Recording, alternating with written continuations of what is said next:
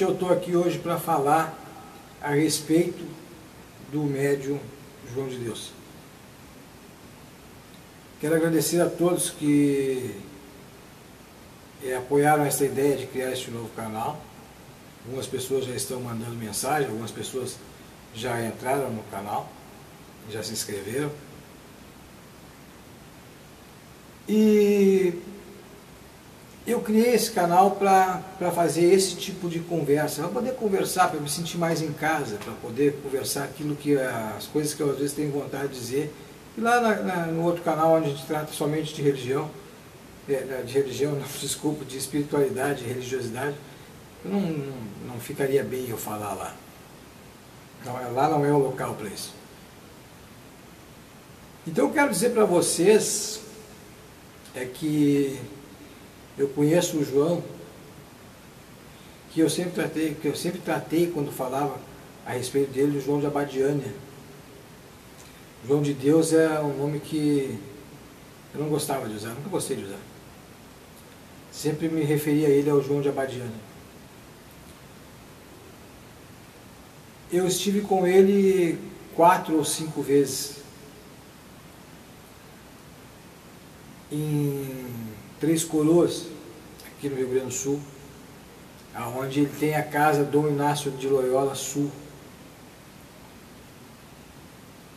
O João de Deus começou, segundo contam e é o que ele relata, que começou a ter premonições quando ele tinha 9 para 10 anos. São esses pequenos detalhes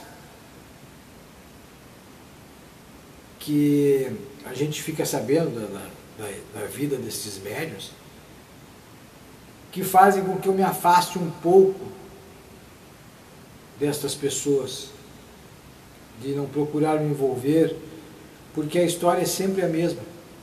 É sempre a mesma.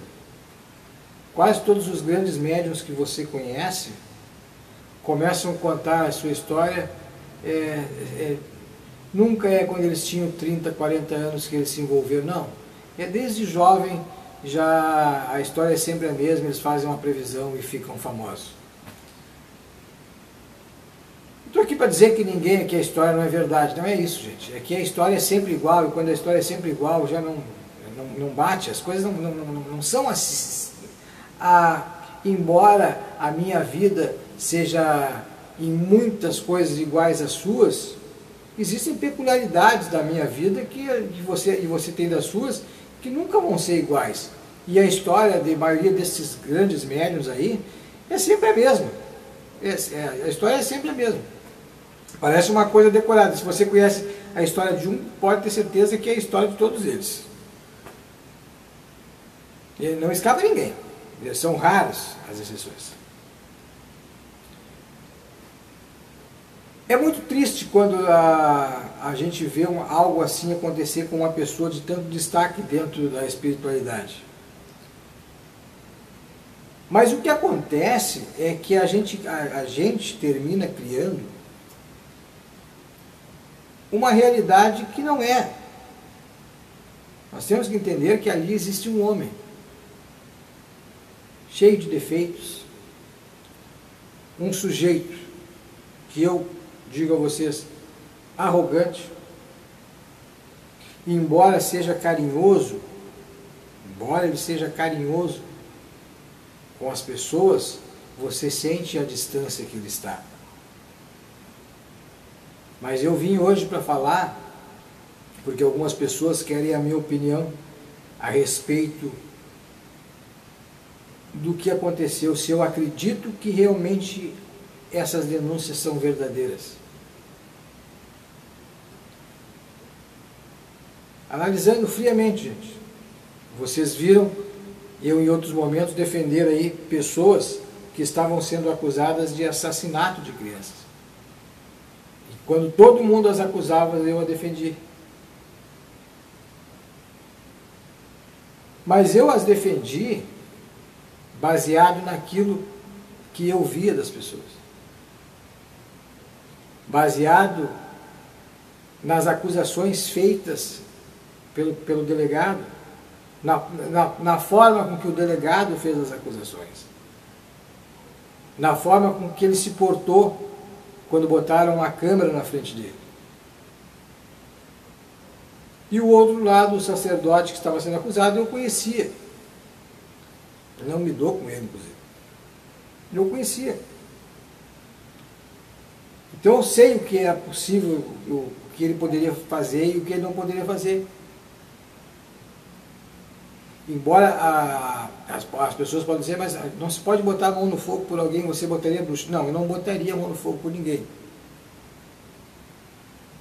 Mas eu tiro as minhas conclusões baseado naquilo que eu vejo. E dificilmente eu erro. E se tivesse que dizer para vocês hoje, se eu acredito ou não, que as acusações feitas ao médium João de Deus, se elas são verídicas ou inverídicas, eu diria sem pestanejar que eu acredito que é possível que sejam verídicas sim. O perfil da pessoa, a pessoa que eu conheci, eu acredito que poderia ser possível que ela tivesse feito. Eu espero que não. Eu espero que não. Mas é muito difícil que essas acusações sejam falsas. Eu acredito no fundo de tudo que eu vi, a minha conclusão é que o fato é real. É que realmente ele abusou dessas pessoas.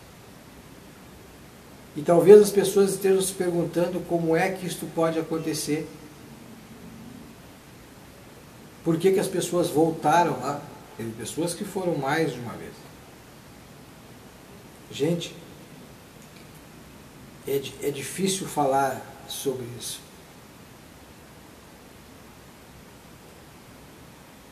Como é que alguém pode defender ou voltar para ser molestado ou defender que nem as pessoas que defendem, são sequestradas e defendem o sequestrador. É difícil entender isso, mas é a cabeça das pessoas. As pessoas são levadas a isso. Você imagina que um homem que você considera, vamos supor que você não saiba nada contra ele, não tenha essa notícia nenhuma, você está com um filho ou uma filha doente, você vai lá, você encontra lá 10, 15 mil pessoas, você encontra relatos, a internet está cheia de relatos de curas feitas por ele, e você precisa acreditar em alguém, e essa pessoa começa a dizer para você fazer coisas que você não está entendendo, mas você faz. Você faz porque muitas pessoas que foram lá acreditavam que estavam na frente de um homem de Deus. O próprio nome que ele usa leva a isso. Eu devo ser o bruxo mais odiado da internet,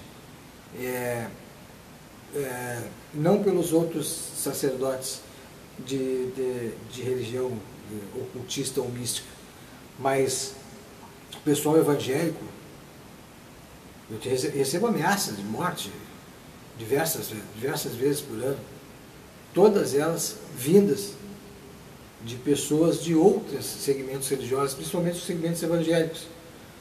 Pessoas que ficaram perdidas na religião. E como eu uso o nome de bruxo, e tem a velha história do mago negro, eles consideram que eu sou uma pessoa do mal e que eu tenho que ser extirpado da face da terra. Talvez por isso algumas pessoas perguntem por que o endereço do bruxo não está na internet. Tem a explicação, gente, é por coisas assim. São por coisas assim que meu endereço não está lá. Eu usei durante muito tempo meu endereço na internet. Chegou um tempo que não deu mais. Eu fui ameaçado. Minha família foi ameaçada. E por coisas ilógicas. Então, essas pessoas... Eu vou dizer uma coisa para vocês, não vai demorar muito, vai aparecer gente da família que sabe disso. Se algo desse tipo aconteceu, vai ter gente da família que vai falar. Tem gente que sabe, porque tu não consegue esconder essas coisas, sempre alguém fica sabendo. Pode ter certeza. Se ele fez, alguém da família sabe. Eu poderia falar aqui do que eu vi na casa do Dom Inácio de Loyola Sul. E vou dizer uma coisa aos senhores. Eu ia fazer um vídeo na época, chamado Caridade Gratuita. Não conheço caridade gratuita, muito pouco eu vi. Existe, sei que existe, conheço algumas casas que fazem realmente caridade gratuita. Mas a grande maioria não é bem assim a história. E a casa do Dom Inácio de Loyola não é. A casa do Inácio de Loyola Sul não é diferente. Você, para chegar lá, tem que ter um carro. Não chega lá a pé, ou vai caminhar. A casa fica afastada da cidade, não tem ônibus para lá. Você tem que passar o dia todo lá para ser atendido. É muita gente. Então, você vai à casa do Inácio Loyola Sul, deixaria lá, para fazer um atendimento simples, deixaria lá 150 a 200 reais. Isso não é um atendimento gratuito, gente. Não é cobrado de forma direta, mas é cobrado indiretamente, e para mim é a mesma coisa. Atendimento gratuito, para mim, é você dar o que quer. É casa de caridade. Chega lá e diz, ó, eu posso ajudar com tanto. Mas eu não vou entrar nesse mérito. Mas vou dizer uma coisa para os senhores. A melhor forma de esquentar dinheiro é garimpo. Pensem nisso. Procurem conhecer a história de João de Deus, João de Abadiânia. Um abraço a todos vocês.